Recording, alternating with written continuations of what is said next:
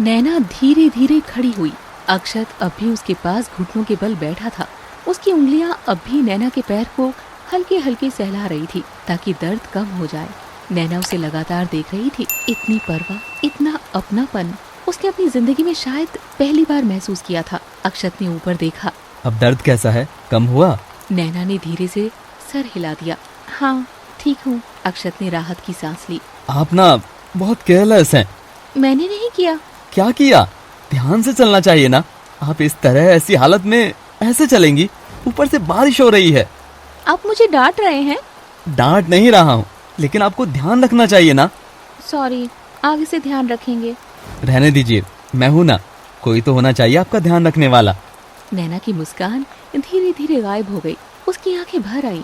न जाने क्यों अक्षत की हर बात उसके दिल को छूने लगी थी। बारिश अब और तेज हो चुकी थी। अक्षत धीरे धीरे नैना को सहारा देकर चलाने लगा। मैं खुद चल सकती हूँ। हाँ, अभी देखा ना कैसे चल रही थी आप। नैना उसे घूरने लगी। अक्षत मुस्कुरा दिया। कुछ देर दोनों चुप रहे। सिर्फ बारिश की आवाज थी और दोनों की धड़कनें। तभी अचानक बिजली चमकी। नैना डर कर फिर उसके करीब आ गई। अक्षत ने बिना सोचे उसका हाथ पकड़ लिया और बहुत धीरे से बोला, डरिए मत, मैं हूँ ना। नैना की सांसें अटक गई। कुछ देर बाद दोनों घर पहुँचे। साधना जी उन्हें देखकर परेशान हो गई। हे भगवान, इतने कैसे भीग गए तुम लोग? फिर उनकी नजर नैना के पैर पर गई। और नैना, ये क्या हुआ? कुछ नहीं माँ, हल्की मोच है बस। ठीक है, तुम यहाँ बैठो, मैं तेल लेकर आती हूँ। नहीं आंटी, इतना भी नहीं। साधना जी उसे घूरते हुए बोली। मैंने कहा ना, यहाँ बैठो। अक्षत, तुम यहीं रहना। अक्षत ने सर हिलाया। साधना जी तुरंत तेल लेने चली गई। नैना शॉक्ड होकर उन्हें देखती रह गई। कुछ दिनों पहले तक जो औरत उसे अपने घर में नहीं रखना चाहती थी, आज वही उसके लिए परेशान हो रही थी। साधना जी वापस आई और नैना के पास बैठ गई। पैर आगे करो। नैना घबरा गई। नहीं आंटी, मैं खुद। बहुत बोलती हो तुम। अक्षत हंस पड़ा। अब तो आप ऑफिशियली माँ की फेवरेट बन चुकी हैं। साधना जी ने उसे घूरा। मेरी तरह परेशान नहीं करती कम से कम। अक्षत का मुंह बन गया। उसे देखकर नैना को हंसी आ गई। अब आराम करना। इस हालत में ज्यादा से ज्यादा ध्यान रखना चाहिए ना। हाँ माँ, मैं भी नहीं यही कह रहा था। सिर्फ कह रहा था, ये नहीं कि इसका ध्यान रखे। अपनी जिम्मेदारी पर शादी करके लेकर आया, लेकिन ध्यान नहीं रख सकता। नहीं आंटी, इनकी कोई गलती नहीं, वो तो मेरा ही। तुम्हें पता होना चाहिए कि इस हालत में ज्यादा से ज्यादा ध्यान रखना चाहिए। सुन रहा है ना तू? अब से ध्यान रखना। हाँ हाँ माँ, हाँ। ले जा इसे कमरे में, आराम करो। अक्षत ने सर हिला दिया। रात का समय, रात काफी हो चुकी थी। बारिश अब भी रुकने का नाम नहीं ले रही थी। नैना कमरे की खिड़की के पास बैठी बाहर देख रही थी। उसके हाथ अनजाने में अपनी मांग के सिंदूर तक पहुंच गए। वो धीरे से बुदबुदाई, ये रिश्ता झूठा है, फिर क्यों इतना सच लगने लगा है? तभी दरवाजा खुला। अक्षत अंदर आया। उसके हाथ में हल्दी वाला दूध था। आप यहाँ क्यों बैठी हैं? बस ऐसे ही। ये लीजिए दूध, माँ ने भेजा है। झूठ बोल रहे हैं। अक्षत मुस्कुरा दिया। नहीं, सच में माँ ने ही भेजा है। आज आंटी कुछ ज्यादा ही मेहरबान हो रही हैं। चलिए आइए, दूध पी लीजिए। वो उसके सामने बैठ गया। कुछ पल दोनों चुप रहे। एक बात पूछूं? हाँ पूछिए। क्या आपको अब भी लगता है कि आप बोझ हैं? नैना की आंखें भर आईं। उसने धीरे से सर झुका लिया। पता नहीं, लेकिन जब आप साथ होते हैं ना, तो थोड़ा कम डर लगता है। अक्षत उसे देखता रह गया। उसका दिल जोर से धड़कने लगा। अगले दिन स्कूल में कबीर लगातार अक्षत को घूर रहा था। क्या हुआ? कबीर मुस्कुराया। तू बता, तुझे क्या हुआ है? मुझे तो कुछ भी नहीं हुआ, मैं तो बिल्कुल ठीक हूँ। तू प्यार में पड़ गया है ना? अक्षत चौंक गया। क्या कुछ भी? पागल है क्या? तो फिर उसका नाम सुनते ही तेरे चेहरे पर स्माइल क्यों आ जाती है? अब मैं मुस्कुरा भी नहीं सकता क्या? मैंने ऐसा तो नहीं कहा, लेकिन भाभी की बात आते ही तेरा चेहरा बल्ब की तरह चमकने लगता है। अक्षत चुप हो गया क्योंकि उसके पास जवाब नहीं था। कबीर सीरियस हुआ। देख भाई, किसी के लिए दुनिया से लड़ना आसान है, लेकिन किसी के दर्द को अपना बना लेना आसान नहीं होता। मैं तेरी बात समझ रहा हूँ, लेकिन क्या वो भी ऐसा सोचती होगी? तू पहले खुद तो अपनी फीलिंग समझ, तब तो उन्हें समझा पाएगा। वो बहुत अलग है यार। पता नहीं वो मुझे एक्सेप्ट कर पाएगी या नहीं। वो तेरी पत्नी है, तू कोशिश तो कर। अक्षत खिड़की के बाहर बारिश देखने लगा। उसने मन ही मन कहा, शायद कबीर ठीक कह रहा है, मुझे नैना से प्यार हो गया है। शाम को नैना अलमारी ठीक कर रही थी। तभी अचानक उसे चक्कर आया। वो गिरने ही वाली थी कि अक्षत ने तुरंत उसे पकड़ लिया। नैना डर गई। अक्षत जी! अक्षत की सांसें तेज हो गई। आप ठीक है ना? नैना ने सर हिलाया, लेकिन तभी अचानक बेबी किक करता है।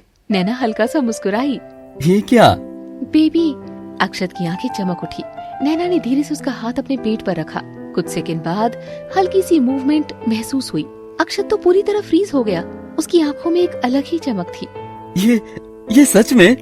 नैना उसे देखकर मुस्कुरा दी और उसी पल दोनों ने बिना बोले बहुत कुछ महसूस किया। Thank you.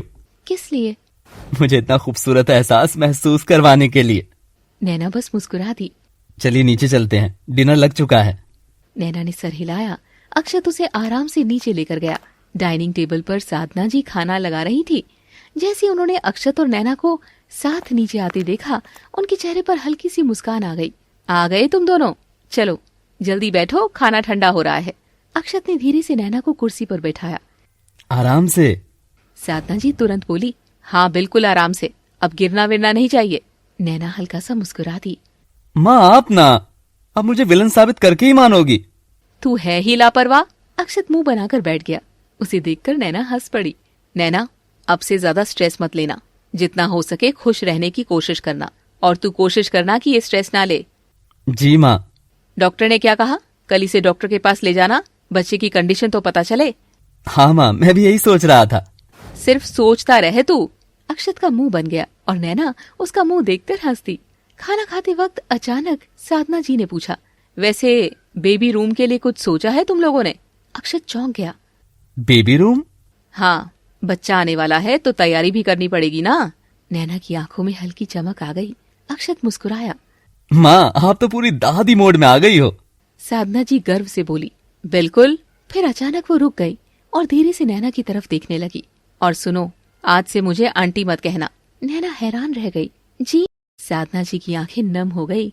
माँ बोल सकती हो, बोलोगी ना? नैना की आंखों से आंसू निकल पड़े। इतने समय बाद किसी ने उसे अपनापन दिया था। उसने कांपती आवाज में कहा, माँ। साधना जी तुरंत उसके सर पर हाथ फेरने लगी। अक्षत चुपचाप ये सब देख रहा था और न जाने क्यों उसका दिल भर आया।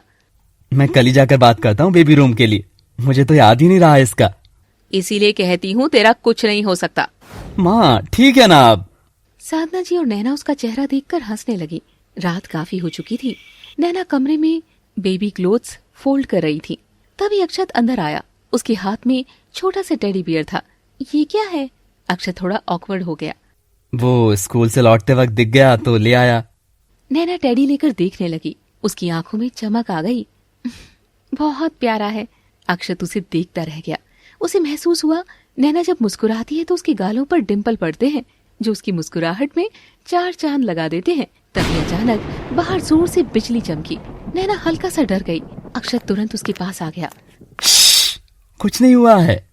अक्षत ने उसे बाहों में भर लिया। एक बात पूछूं आपसे? जी? आपको इस आवाज से डर लगता है? नैना धीरे से बोली। जी थोड़ा सा। बारिश से डर नहीं लगता, लेकिन अकेले में जब होती हूँ तो बहुत डर लगता है। अक्षत का दिल कस गया। उसने बहुत धीरे से कहा, मैं आपको कभी अकेला नहीं छोड़ूंगा। नैना की आंखें भर आई। दोनों कुछ पल बस एक दूसरे को देखते रहे। हवा में एक अजीब सी खामोशी थी, लेकिन उस खामोशी में भी बहुत कुछ था। तभी अचानक नैना का पैर फिर हल्का सा मुड़ा। अक्षत तुरंत नीचे बैठ गया। फिर से दर्द हो रहा है क्या? नैना उसे देखती रह गई। आप हर बार इतनी चिंता क्यों करते हैं? अक्षत कुछ पल चुप रहा, फिर धीरे से बोला, क्योंकि आप अपना ध्यान नहीं रखती हैं, इसीलिए मुझे चिंता करनी पड़ती है। नैना बस उसे देखती रह गई। आपको पता है, आप बिल्कुल बच्चों जैसी हैं, जिसे खुद का ध्यान रखना नहीं आता। नैना उसकी बात पर मुस्कुरा दी। अक्षत धीरे धीरे उसके पैर को मसाज देने लगा। अब ठीक है? जी। चलिए बेड पर बैठिए, ज्यादा देर खड़े रहना ठीक नहीं है। उसने नैना को बेड पर बिठा दिया। अक्षत धीरे से बोला, नैना जी, अगर मैं आपसे कुछ कहूँ तो बुरा तो नहीं मानेंगी? नैना ने धीरे से उसकी तरफ देखा। क्या? अक्षत की आवाज हल्की कांप गई। मुझे नहीं पता कि ये रिश्ता कब सच बन गया, लेकिन जब भी आपके बारे में सोचता हूँ डर लगता है। नैना की सांसें रुक गई। डर लगता है कि कहीं आप मुझसे दूर ना हो जाएं। नैना की आंखें नम हो गई। तभी अचानक बेबी फिर किक करता है। दोनों चौंक गए। अक्षत तुरंत मुस्कुरा पड़ा। लगता है जूनियर भी हमारी बातें सुन रहा है। नैना हंसती और उसी पल अक्षत ने धीरे से अपना हाथ उसके पेट पर रखा। मैं वादा करता हूँ, इस बच्चे को कभी किसी चीज की कमी नहीं होने दूंगा और इसे खूब सारा प्यार करूंगा। नैना की आंखों से आंसू बह निकले। आप इतने अच्छे क्यों हैं? अक्षत मुस्कुरा दिया। क्योंकि शायद आप अच्छी हैं। अगर मैं अच्छी होती तो शायद अकेली ना होती। ऐसा कुछ नहीं है, शायद भगवान जानते थे कि उस समय आपको किसी अपने की जरूरत है, इसीलिए उन्होंने मुझे भेजा। नैना खुद को रोक नहीं पाई और धीरे से उसके सीने से लग गई। अक्षत एक पल के लिए बिल्कुल फ्रीज हो गया। फिर बहुत प्यार से उसने उसे अपनी बाहों में भर लिया। बारिश लगातार खिड़की पर गिर रही थी। आगे क्या होगा जानने के लिए देखते रहिए उधार का सिंदूर।